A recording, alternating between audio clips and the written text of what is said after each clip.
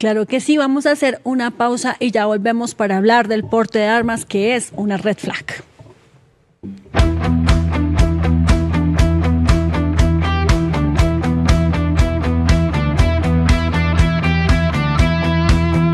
Las pantallas repiten el verso, el silencio nos dice que no, una voz que no pide perdón. Tercer canal, la verdad sin dueño, hay una luz que no tiene precio. Tercer canal, nadie compra el sueño.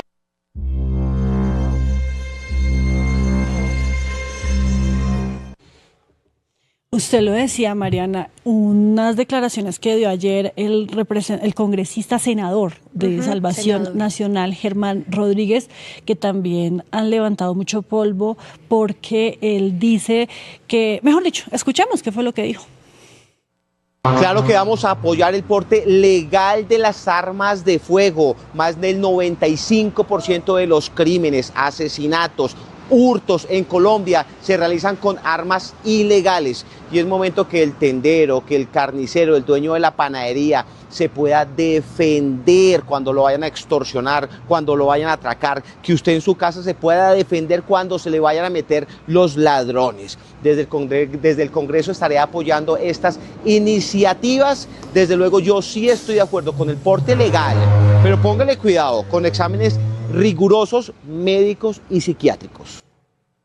Sí, estoy de acuerdo aquí con nuestros compañeros de producción. Si así nomás somos un país tan violento, sin tener el porte legal de armas, ¿cómo será que, como lo plantea el señor congresista, pues cualquier persona, un tendero, un carnicero, una persona que quiera defenderse, pues pueda tener un arma? Él dice que esto sí debe tener pues unos requisitos que hay que cumplir, como un examen psiquiátrico y demás, pero pues el riesgo es latente si se aprueba una iniciativa como esta.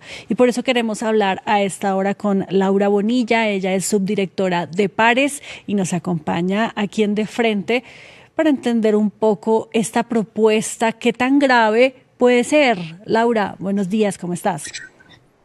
Hola Paola, ¿cómo estás?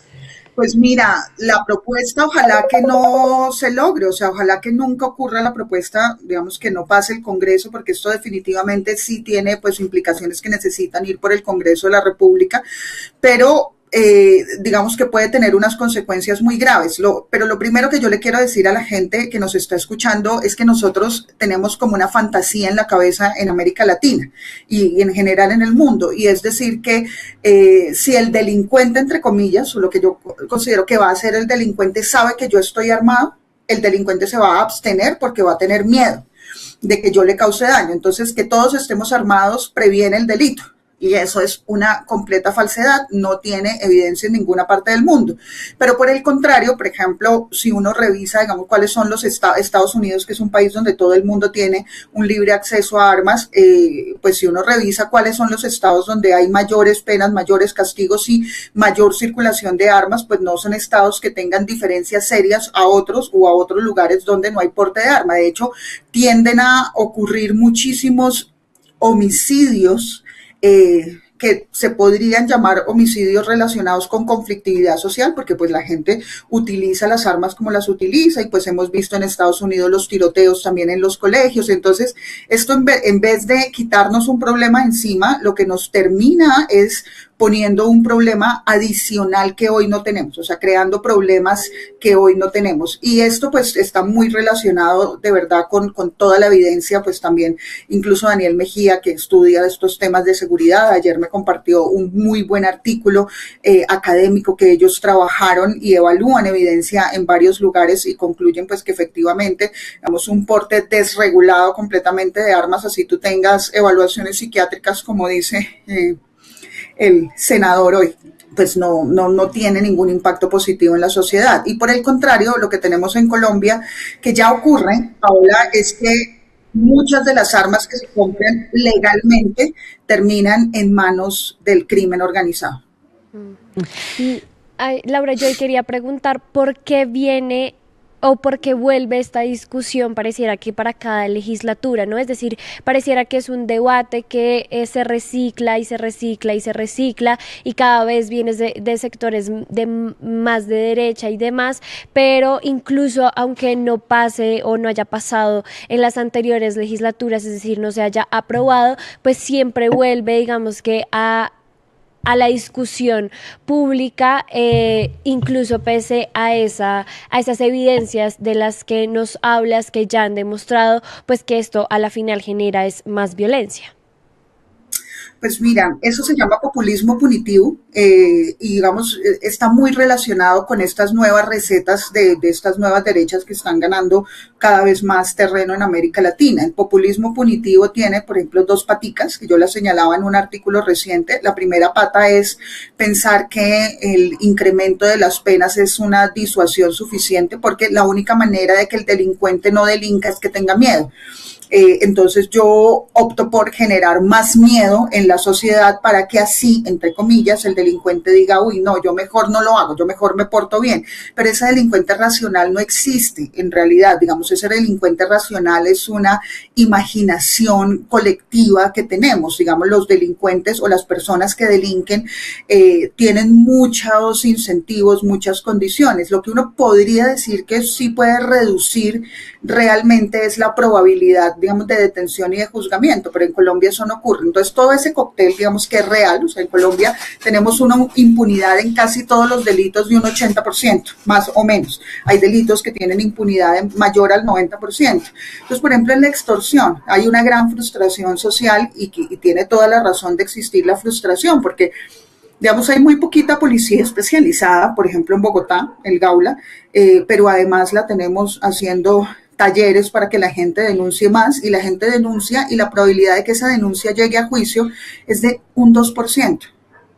Entonces, ¿cuál es el incentivo para que el ciudadano realmente denuncie? Y lo segundo es, no tenemos la capacidad jurídica, judicial, todo para procesar la cantidad de delitos que están ocurriendo en las ciudades. No hay suficientes cárceles, no hay suficientes jueces y se vuelve una bola de nieve. Entonces, esa es la bola de nieve que tiene al ciudadano muy frustrado en los temas de seguridad, porque el problema no es que no hayan penas. Colombia tiene penas muy grandes. El problema es que si llegan a captura, digamos, no son judicializados o no hay prevención del delito. O sea, nosotros no hacemos prácticamente nada para prevenir que exista extorsión o para prevenir que existan hurtos. No trabajamos el delito y la delincuencia desde sus orígenes, y eso pues no es popular en elecciones. En elecciones lo que es popular es que la persona a la que le han robado el celular 3 veces en la calle diga, yo sí quiero que castiguen a la persona, y los ladrones y todo eso. Eso sí es popular. Entonces, ese populismo y esa idea populista, pues estas nuevas derechas la están poniendo de presente para generar más que resultados, golpes de opinión, y para darle la sensación a la gente que sí está ocurriendo algo, aunque realmente no se estén atendiendo los problemas reales. Sí, bueno, ¿ustedes qué opinan sobre este tema, sobre el porte de armas? Usted va a poner una encuesta, ¿no, Mariana? ¿Qué está preguntando? Sí, vamos a poner una encuesta en nuestro chat para seguir alimentando esta discusión, este debate que, como sabemos o como venimos diciendo, se recicla cada tanto en Colombia. Es ¿qué piensa del porte legal de armas en Colombia? Primero, ¿le parece necesario? La delincuencia no da más.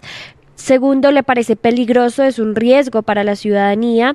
No sabe, no responde, o nos deja su opinión en comentarios. Sí, y usted dice que es una discusión que se recicla, Mariana, pero yo sí creo que era de esperarse en este gobierno de la Espriella que eso se pusiera sobre la mesa. Y yo quiero preguntarle a Laura, justamente lo que también se analizó durante la campaña es que estaba muy cerca el modelo, la política, la propuesta de Abelardo de la Espriella a lo que es Nayib Bukele en El Salvador. En ese país, ¿o en qué otros funciona ese tema del porte de armas? Ellos ya lo han implementado, y cómo ha salido ese experimento.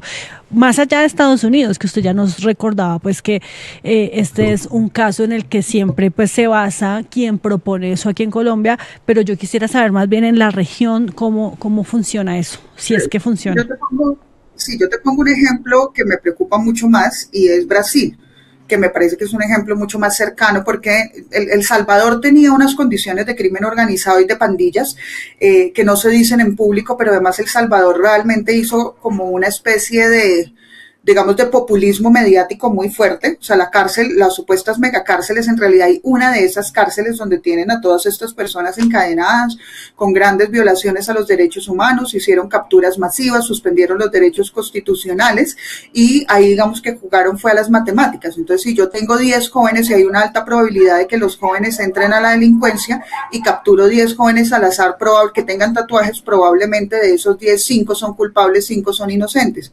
Capturo a los 10 y así, digamos, ya me evito un problema jurídico, me evito todo lo que tiene que ver el aparato judicial y los meto a la cárcel, pero no los voy a poder meter a la cárcel por siempre, entonces necesito suspender las garantías constitucionales.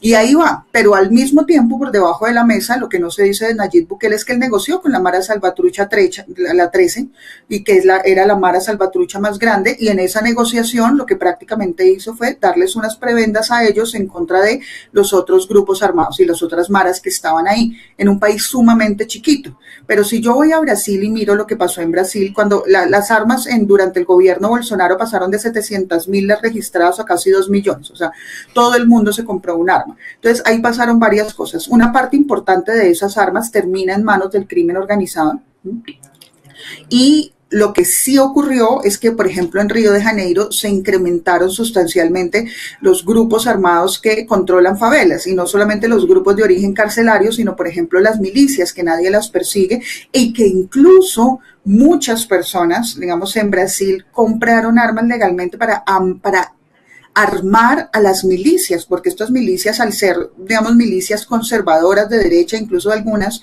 evangélicas en estas zonas, pues no son perseguidas por absolutamente nadie durante el gobierno Bolsonaro, y lo que hicieron fue crear unos tinglados de extorsión donde esta gente controla desde el gas que entra a la puerta de la casa, controla los servicios públicos, controla absolutamente todo en las zonas donde tienen control territorial. Entonces no solamente no eliminaron un problema, sino crearon uno mucho peor. O vámonos al Ecuador, ¿sí? En el Ecuador pues no fue tanto el porte legal de armas, pero sí fue como esta idea de populismo punitivo, de megacárceles y todo. Pasaron, cuando iniciaron todas estas políticas, entre comillas, esto lo escuchábamos de incluso de altos mandos ecuatorianos recientemente, intentaron militarizar las cárceles y hacer administración militar de las cárceles. Entonces ahí corrías, por ejemplo, el riesgo de que te corrompan las fuerzas militares, pero no funcionó, tocó volver a la administración civil de las cárceles, y después de gobierno y medio de Noboa, pues hay 15 grupos delincuenciales de origen carcelario más de los que había cuando iniciaron.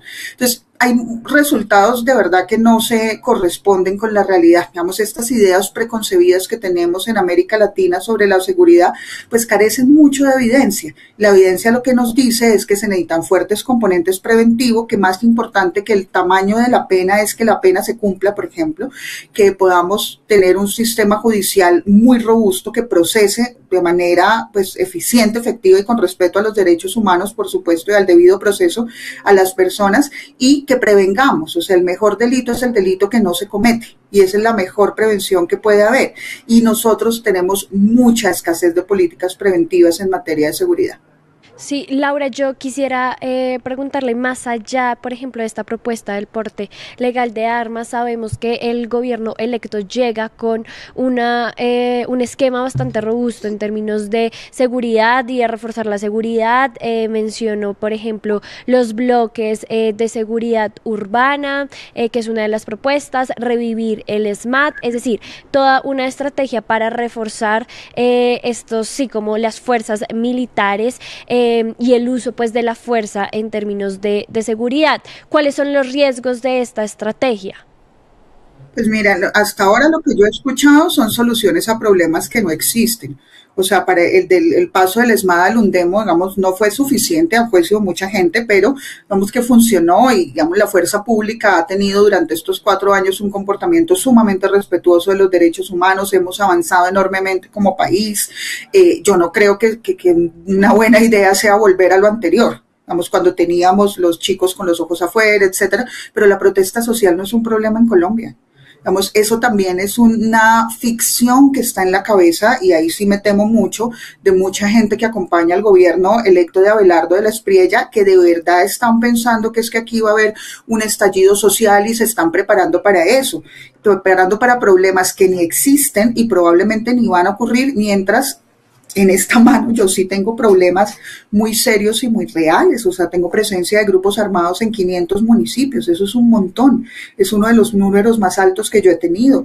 Tengo por lo menos unos 10 o 15 tinglados donde los grupos armados ejercen control territorial. ¿Qué voy a hacer con la zona de ubicación temporal que se está avanzando con el Clan del Golfo? ¿Cuándo vamos a tomar esas decisiones? ¿Cuándo voy a evaluar lo que está pasando en eso? ¿Qué voy a hacer con el ELN en la frontera? ¿Cómo voy, por ejemplo, un cuello de botella que no se ha resuelto? Y pues yo tengo muy buena opinión del general Mora, pero pues, necesitamos que el general Mora se concentre en las amenazas reales del país y no en las amenazas ficticias que además no han ocurrido, porque tenemos muchísimas, y también tenemos los problemas de criminalidad organizada y de delincuencia organizada en las ciudades, que son los que tienen más preocupada a la gente.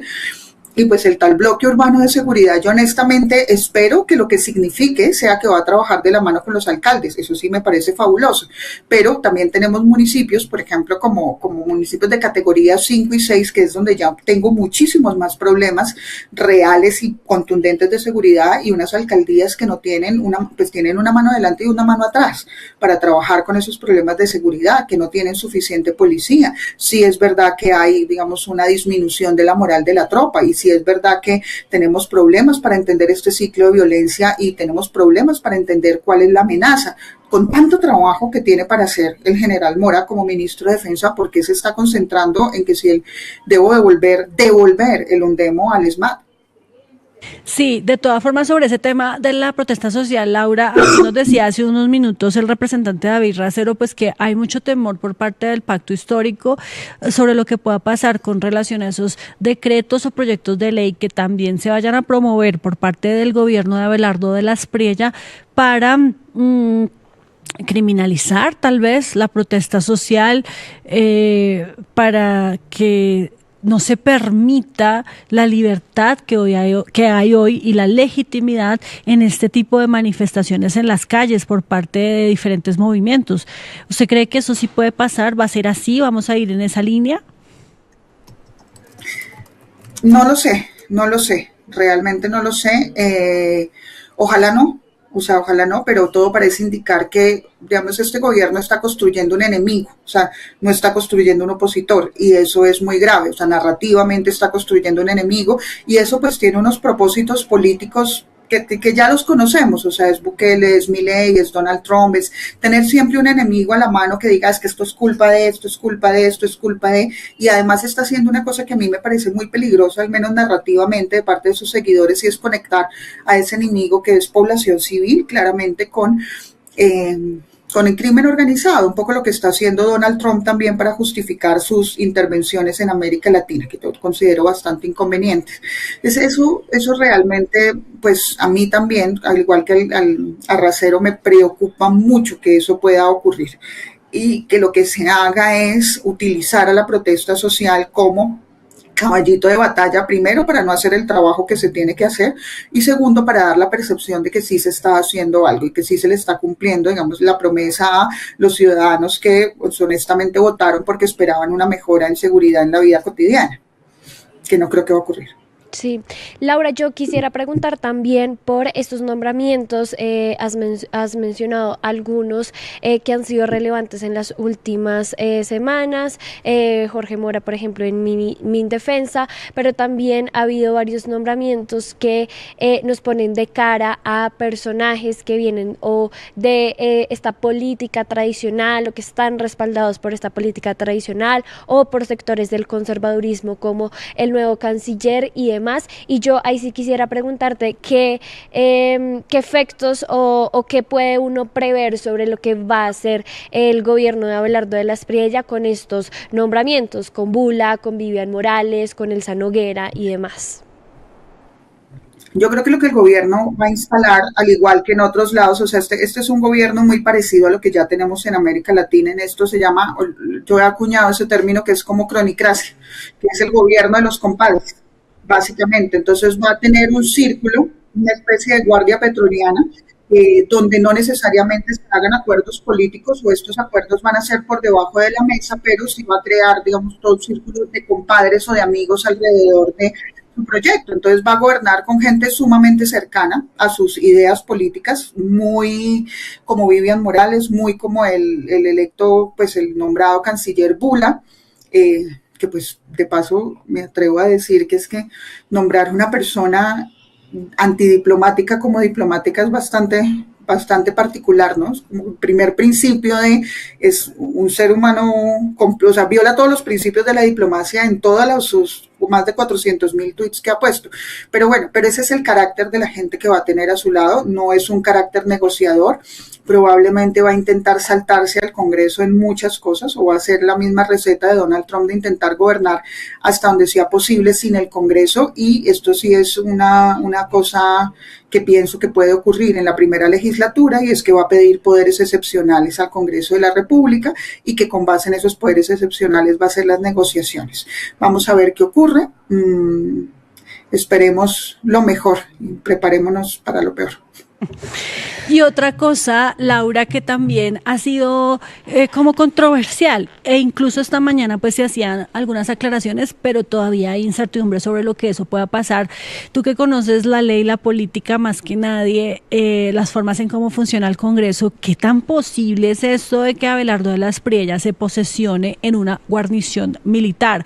Ya sabemos que se hizo la solicitud formal al Congreso de la República, pero esto lo puede aceptar el Congreso, o más bien, como dice el presidente Gustavo Petro, que también parece que envió una carta a Abelardo de la Espriella, eso no puede ser porque estaría violando la Constitución colombiana.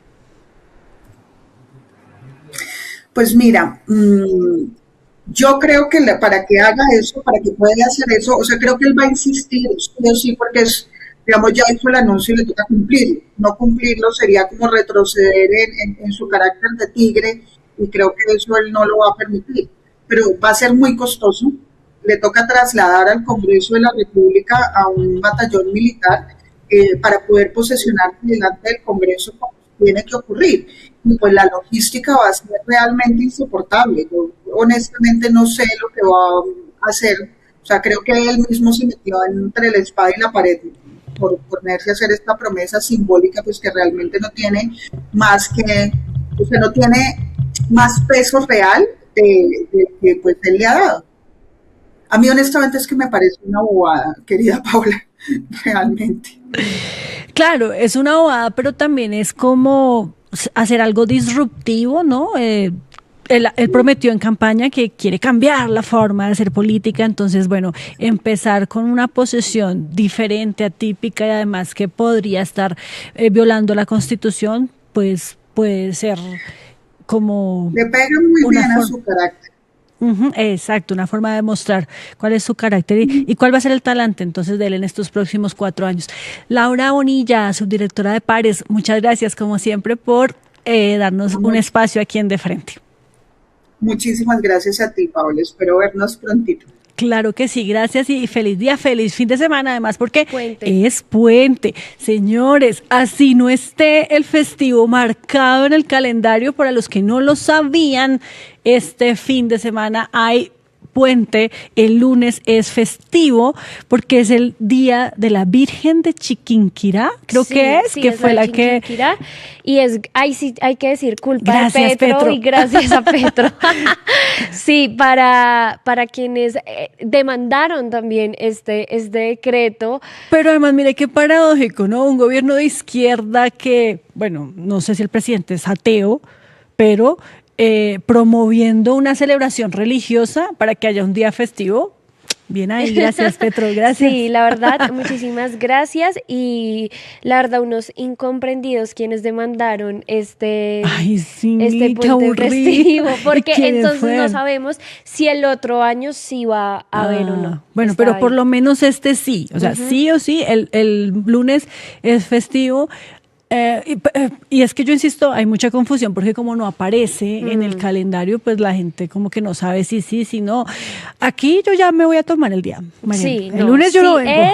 Es lunes festivo, no nos esperen en vivo porque no vamos a salir. Nos vamos de puente. Sí, y para terminar con este tema, pues les dejamos un sondeo en nuestro chat sobre qué piensan del porte legal de armas para que vayan dejando allí su opinión sobre este tema. Un 80% de las personas que han votado dicen que es peligroso, que es un riesgo para la ciudadanía. Un 15% lo considera necesario, dice que la delincuencia pues ya no da más, y un 5% está dejando su opinión en los comentarios, así que los vamos a ir leyendo sobre esta discusión que se vuelve a dar sobre legalizar el porte de armas en Colombia y que la ciudadanía pueda acceder a un arma con solo un permiso. Y también recordarles que tenemos un concurso en el que uno de ustedes se va a poder ganar $1.000.000 y lo que tienen que hacer es que graben un video, graben la pantalla suscribiéndose a nuestro canal aquí en YouTube, activando la campanita de notificaciones, enviando ese video al número de WhatsApp que les está apareciendo ahí en pantalla y listo. Así de fácil empiezan a participar por este $1.000.000 que se va a rifar cuando el tercer canal en YouTube llegue a los 600,000 suscriptores. Ya estamos muy cerca, estamos a 9,000 de ustedes que se unan a el tercer canal. Y también recordarles que pues primero inviten también a su familia, a sus amigos, a sus parejas y demás para suscribirse y participar, y así van a tener más opciones y más probabilidades de ganar este $1.000.000. Y recordarles que también nos ayudan mucho dándole like a esta transmisión, compartiéndola, suscribiéndose a nuestro canal y siguiéndonos en todas nuestras redes sociales que aparecemos como el tercer canal. Nos encuentran no solo en YouTube, sino que estamos también en TikTok, en Facebook, en Instagram, en X, en Threads, en Twitch. Allí nos van a poder seguir, ver más contenidos de nosotros, y también va a aparecer en pantalla nuestra línea Nequi, a donde nos pueden donar para hacer posible este periodismo independiente. Oiga, pero ¿cómo así, Mariana? Que nada, que llegamos a los 600,000. Yo pensé que ya la gente nos iba pues en esta semana que íbamos a lograrlo, pues porque aquí estamos haciendo el llamado, insistiendo, y gente, por favor, necesitamos más apoyo porque estamos muy lejos todavía. Bueno, no, mentiras, estamos cerca, ¿no? Usted dice que 9,000. 9,000, sí. ¿Y 9,000 es lejos o es cerca? No sé, depende de la audiencia, qué tan largo se demore o qué tan lejano sea llegar a los 600,000. Bueno, ojalá que pronto, ojalá la próxima semana, vamos a ponernos esa meta, señores, gente, audiencia de Tercer Canal. La próxima semana vamos a llegar a los 600,000 seguidores para poder rifar este $1.000.000, porque además hay mucha gente que está esperando el concurso. Ayúdanos a seguir con nuestra labor periodística a través de nuestro Nequi 310-779-3518. Lo hiciste artísticamente y lo hiciste con las víctimas, que eso es un mensaje a dar. Caminamos juntos, todos con el progresismo por las calles defendiendo el plebiscito por el sí. ¿Cuál es la capacidad de generación de vivienda? ¿Los subsidios para quién son? Diciendo que le vamos a quitar los privilegios a los políticos. La política no descansó este fin de semana con estos personajes señalados por corrupción. Sí, señora, sí, señores. Llega la central. Este espacio semanal que hemos concebido para reflexionar sobre asuntos coyunturales. Allí vivía la familia de Pablo Escobar Gaviria.